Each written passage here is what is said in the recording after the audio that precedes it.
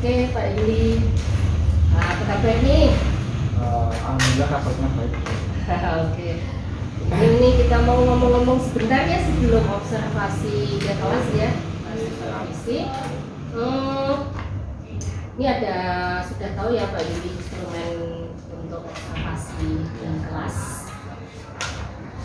Kompetensinya sudah dilihat untuk pengamatan pelaksanaan pembelajaran di kelas ya Pak Yuli.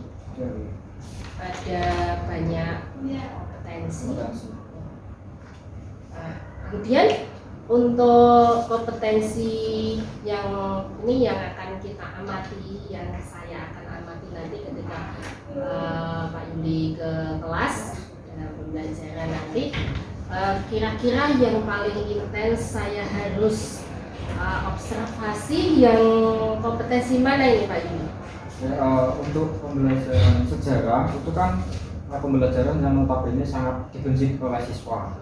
Maka dari itu saya sebagai guru sejarah muda itu ingin meningkatkan motivasi belajar anak itu menggunakan games nanti. Berarti yang diamati adalah implementasi pembelajaran. Berarti yang B2. Kemudian pemanfaatan media sama pemanfaatan media dan sumber belajar. Ya. Terus interaksi dengan peserta didik. Nanti ketika mereka melaksanakan itu game masih chess.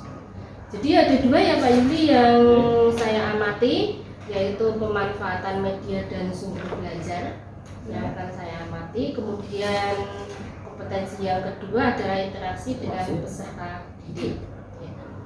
Lalu untuk indikator dari masing-masing kompetensi yang mau diamati, apakah keseluruhan atau gimana Pak?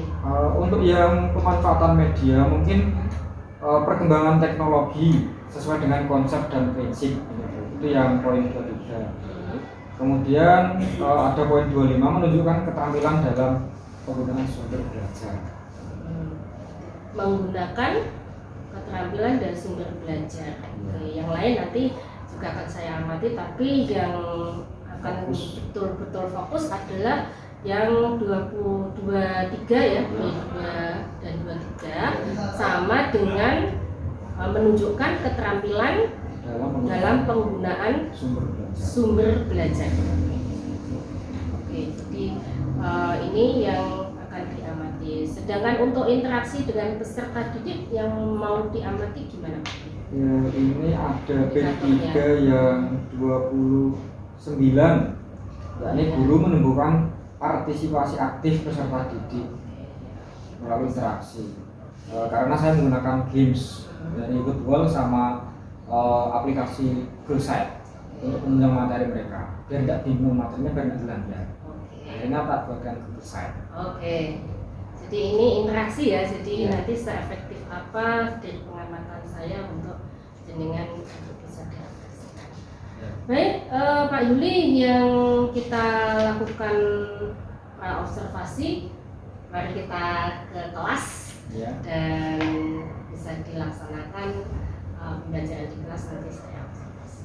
Oke. Siap.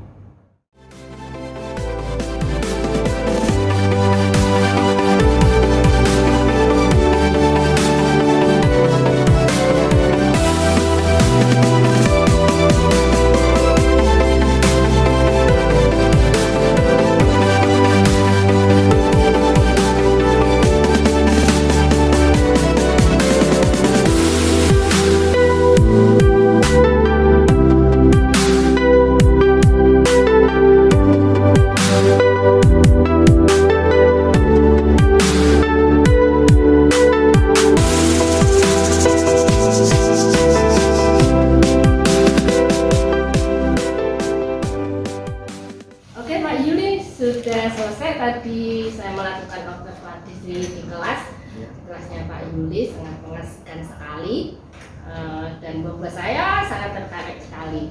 Nah, dia nih Pak Yuli, setelah melakukan pembelajaran tadi yang saya observasi, gimana perasaan Pak Yuli dan apa yang sudah dilakukan Pak Yuli ketika tadi melakukan pembelajaran di kelas. Perasaan saya sangat senang ya, karena saya dapat menemani anak-anak dalam mereka belajar sejarah, yang notabene pelajaran sejarah itu pelajaran yang sangat dibenci oleh anak-anak. Oleh sebab itu, karena sekarang anak-anak ini kecanduan game online, maka dari itu saya arahkan untuk kuis itu menggunakan game atau HP miring. Jadi mereka lebih antusias dalam mengikuti pembelajaran. Oke. Benar tadi saya kelihatan antusias. Oke, sebelumnya saya juga akan mau menyampaikan catatan hasil observasi saya Pak Yuli, tadi yang sesuai dengan kompetensi dan indikator yang dengan inginkan saya observasi. Yang pertama adalah pemanfaatan media dan sumber belajar ini Pak Yuli. Saya lihat di pembelajaran Pak Yuli ini sudah menggunakan berbagai teknologi pembelajaran sesuai konsep dan prinsip tekno-pedagogical content knowledge. Ya, jadi menggunakan Google Slide, menggunakan Swipe, tadi Wordball, ya quiz ya, untuk kuisnya ini. Menurut catatan saya itu sudah mengakomodasi perkembangan teknologi pembelajaran jadi dengan konsep tadi. Nah ini bagus sekali dan ini perlu saya bilang juga ya. Kemudian menunjukkan keterampilan dalam penggunaan sumber belajar ini juga sudah ada saya di catatan saya ini Pak Yuli, jadi sudah menunjukkan keterampilan dengan menggunakan pembuatan kuis sejarah. Jadi konten materinya dapat, kemudian sesuai dengan materi yang diajarkan Pak Yuli. Kemudian juga keterampilan bagaimana Pak Yuli mengelola kelas, walaupun di situ juga anak-anak itu berkelompok, tetapi mereka berkelompok juga karena ada tugas-tugas gitu. Dan ini variatif ketika saya lihat tidak hanya berkelompok, mereka presentasi di depan kelas bergantian dengan siswa yang lain. Di situ juga saya catat Pak Yuli juga sudah melibatkan murid ya, dengan media pembelajaran dan sumber belajarnya. Ya, jadi PPT walaupun dengan hal yang sederhana, mungkin nanti bisa ditingkatkan dengan Canva dan seterusnya, tapi paling tidak anak-anak itu sudah ada interaksi antara media pembelajaran dan sumber belajarnya. Nah, jadi di kelas tadi anak-anak sudah menggunakan media dan sumber belajarnya. Jadi sudah ada interaksi antara murid dengan media dengan aja ya, jadi dengan aja. Ini sudah menunjukkan bagaimana jenengan tadi menunjukkan keterampilan dalam penggunaan sumber dan media pembelajaran. Kemudian juga melibatkan peserta didik dalam pemanfaatan sumber belajar nih ya, jadi melibatkan dalam memanfaatkan media dan sumber belajarnya. Nah, ini juga saya lihat tadi selain di presentasi, Pak Yuli juga menggunakan kuis di akhir pembelajaran. dengan football ya, dan ini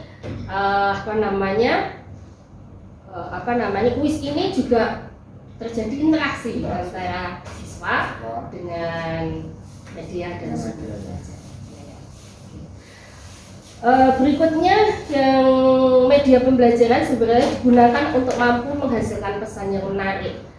Pesan yang menarik saya lihat selain yang dibuat oleh anak-anak, selain yang dibuat oleh anak-anak, ini anak-anak juga banyak kreasinya ya. Jadi waktu saya lihat presentasinya juga bagus, ada gambar, ada kalimat-kalimat yang menarik, tokoh, quote-quote dari mereka ya, jadi menimbulkan pesan-pesan yang baik dan kesan yang baik. Dan saya pikir itu bisa diingat untuk anak-anak walaupun sangat sederhana misalnya gitu. Ini sudah menunjukkan pesan yang menarik dan mengesankan, termasuk quiz yang jenengan tadi dengan main game. Ya, mereka antusias, kelihatan antusias sekali. Nah, ada beberapa hal yang ada di catatan saya ketika anak-anak presentasi itu ada beberapa sudut dari kelompok-kelompok tertentu.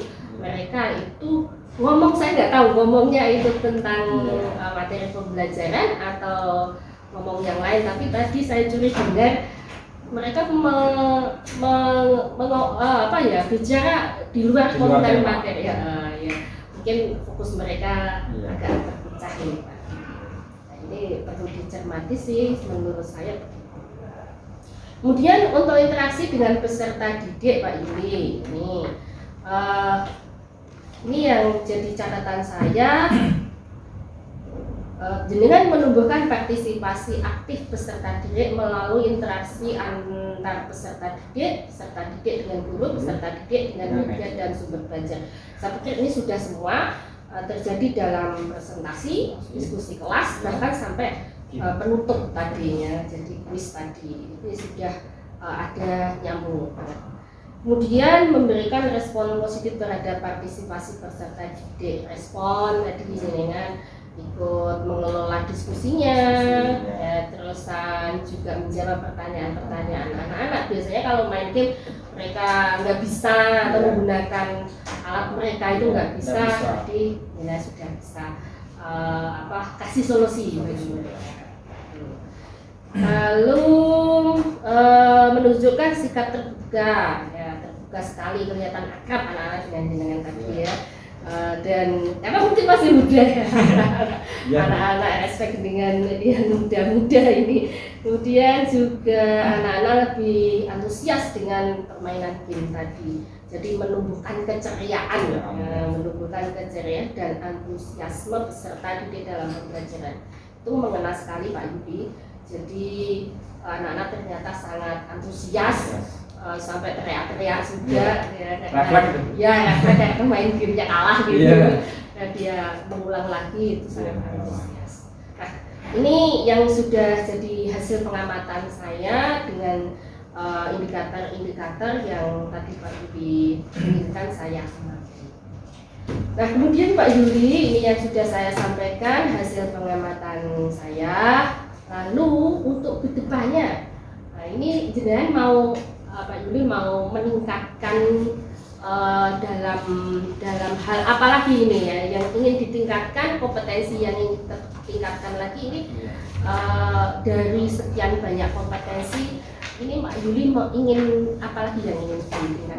Dari pembelajaran tadi saya ingin meningkatkan yang B2 implementasi pembelajaran yang bagian 11 yang mana bunyinya adalah pembelajaran dilaksanakan bersifat interaktif yang mendorong munculnya interaksi multi arah. Gitu.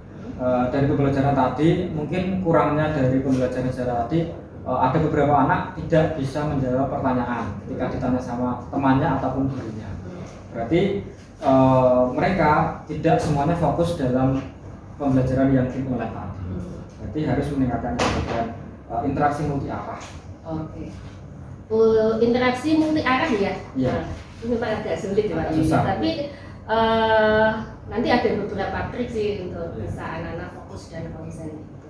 Tapi yang ini ingin ditingkatkan, itu saya kira nyambung dengan yang tadi media pembelajaran yang sudah bagus, cuman yang ini mau ditingkatkan. Oke Pak Yuli, semoga untuk pembelajaran kedepannya semakin sukses dan terus meningkat kompetensinya dengan dalam hal pembelajaran dan yang berpihak kepada murid. Terima kasih Pak Yuli.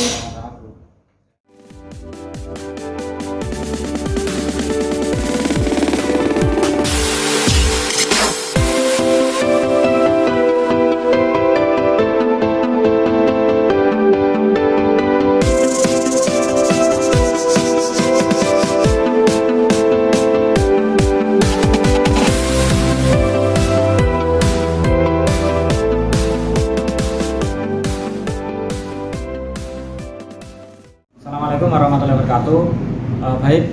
Saya setelah di coaching, perasaan saya adalah satu, senang, dua, agak ada rasa deg-deg karena di sini saya adalah guru muda, jadinya tetap perlu masukan, saran, kritik dan lain-lain dari yang lebih mengerti dan lebih tahu mengenai pembelajaran di kelas yang baik itu seperti apa.